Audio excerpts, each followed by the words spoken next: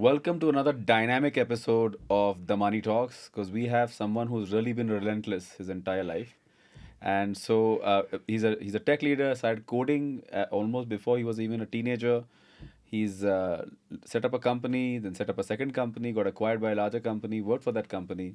And then after that, he's created a very unique venture fund where he's only concentrating on a very specific vertical. I would call it a theme, and has some amazing, I think, stories to tell us, but also a lot to learn from his actual journey. So, without further ado, I'd love to invite Mr. Kshitij Saxena of Relentless Ventures to come and talk to us. Kshitij, welcome. Thanks for having me, Anirudh, and thanks for that very kind introduction. So, how do you feel today? Uncomfortable? Uncomfortable. Okay. Let me make sure that we stay there because that's where most of the learning happens, right? That's true. So Kshitij, very interesting background. You started out, you were born in Lucknow, Uttar Pradesh, right? And from there, I mean, well, the early journey, we'll talk a little bit about it. You did the regular IIT, IIM combo, which is now, I think there's a break in that combo these days, but there used to be a IIT Kanpur and then IIM Bangalore, right? Which is a combo. Like you did that, and then you had a very interesting journey because you decided to become a founder. You barely, I think you had 2 years of work ex and you decided to become a founder. But let's just talk about this bringing up, bringing yourself up in Uttar Pradesh and the sort of family background you had because I think believe your father was an entrepreneur too, right? Yes. And in a very difficult space, power in UP, right? It must be very interesting. In socialist times. Yeah, exactly. He started in 1988-89. This was pre-liberalization, so Correct. proper socialism. The only payer in the whole country probably was the government. So you had to, if you had to be an And entrepreneur, not you a had to great be. pair, by the way. Oh yeah. I've heard too many stories, so yeah. But tell us a little bit about that, about what drove you to IIM Bangalore and to the eventual start of your founding journey.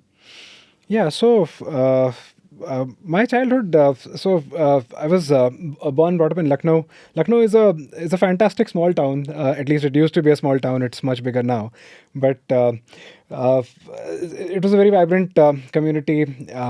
Lots of great food, lots of culture. So I loved growing up in Lucknow, and.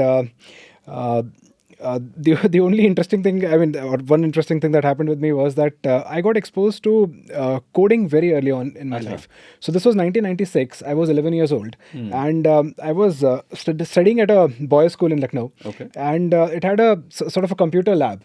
So where they had like some 5 or 6 these 386 and 486 PCs, if you remember Yeah, I that remember time. And in there, I discovered that very few people, at least in the school, understood how these things are to be programmed, how these things are to be used.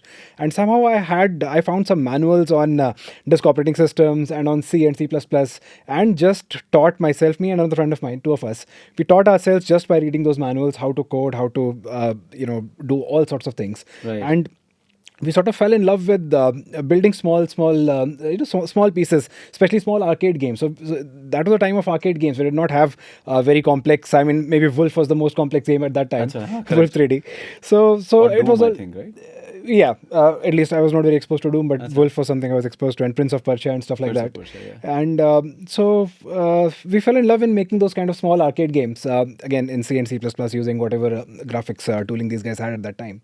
And the next 6 odd years of my school life, that's primarily what I did. Wow. Then Very much sounds like another techie that built a very big company called Microsoft. it's okay. That's okay. He also had access to a similar lab, and that changed his life. Yeah, I mean, I'm sure that's a lot of people's journeys, some told, some not told. But yeah, so that's what happened. Then I got to college. College was IIT, and tried various other things apart from coding there. Tried to sort of figure out how these student leadership things work. Then after that, worked for a couple of years at a company called iRunway, which was a patent litigation outsourcing company. And my job there was, for a month about, I also tried to make claim charts and whatnot. Then I said, this is not my cup of tea. So I asked the founder, who was also from IIT Kanpur, I asked him, what else is there? And he said that there is a small team which is trying to build some software tools, and they want to sell those same software tools back into the same law firms in the US where they were anyway selling services to. So I said, let me take a look at that. And I realized that that's where I could really contribute. I see. it was, to say a small team was actually an exaggeration. It was just one other person. So I and him, we started building things for them, I and see. we ended up building three very interesting software visualization tools, which these guys use to sort of visualize patent families, visualize technology evolution, and hopefully sell some of those visualization tools to And law you were firms there in for the a US. couple of years, I think. 2 years, yeah. And then you went for IIM after that.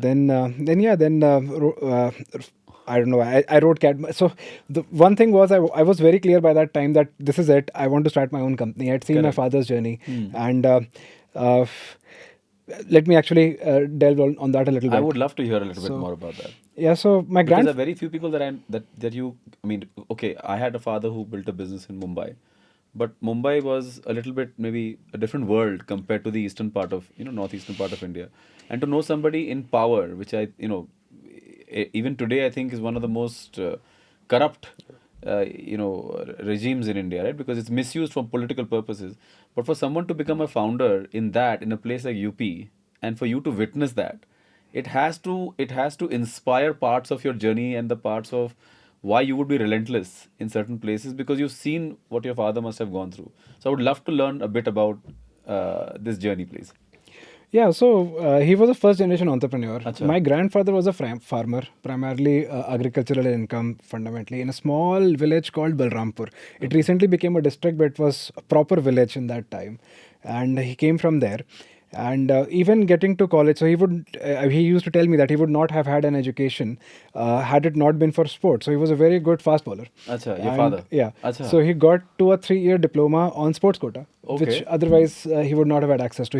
His education would not have been had happened had he not been a great bowler. Really? Yeah. Wow. So he got into a polytechnic in Lucknow, Okay. and 3 years studied electrical engineering, and after that worked at a couple of engineering services firms, doing again substations, power plants, I see. power distribution lines, transformers, all those kind of things. Saw all of that, and then in 1988 decided that he will step out and start his own company. Wow. And I mean, there's no, at least I don't know the The inception trigger. story there, Yeah. because and many people have heard him answer this question, and I still have a muddled view of what the inception story is. But somehow he started his own company in 1988, fully socialist times, and again in the power sector, where he has fundamentally, it's a government monopoly. Yeah. So you are serving, you're a contractor to Even the today, government. very much. I Yeah. mean, I would say 90-80% government monopoly. Yeah. So doing contracts for the government, and he built that company up really nicely. So I think by What was the around business exactly? so it was contracting work for Okay. all sorts of power contracts. So Okay. setting up of substations, setting up Like an of step down. EPC services. Yeah, exactly. Yeah. And so various kinds of turnkey Correct. contracts. Got it. And electrification was of course going to be taken up in India, so of course that helped. And over about, I think, 12, 13 years, he built it up to be the largest power contractor in Uttar Pradesh. Okay. And did well, and went through a lot of stories of how to deal with the departments, the government departments, how to sort of do that business, how to collect money. And you can also imagine, so all these strong men of UP, so so it was a very tough business to build. Yeah. But he actually did it, and it was quite I mean, quite inspirational, Did he honestly. eventually sell the business? What did he? So these kind of things don't get sold. Acha. I mean, who would you sell it to? At least, I mean, maybe they can be, they could have gotten sold, but his life was not very long. He passed away in 2011. Sorry to hear Esophageal cancer.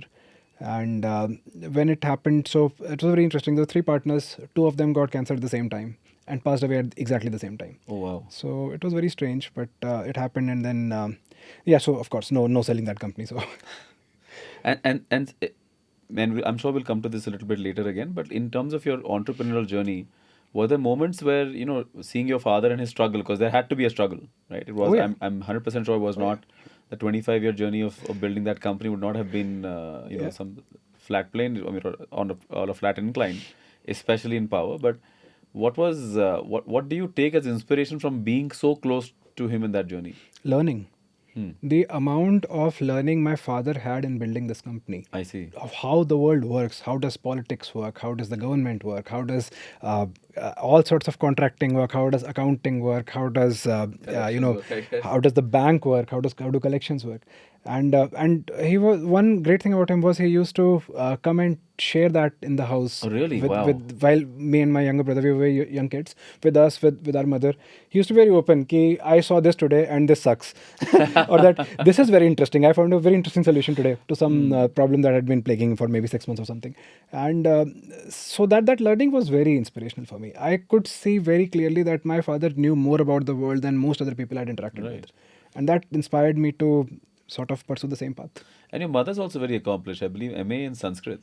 Yeah, yes. Yeah, she had a very very good education. She was in Lucknow University, at the top of her class in Sanskrit.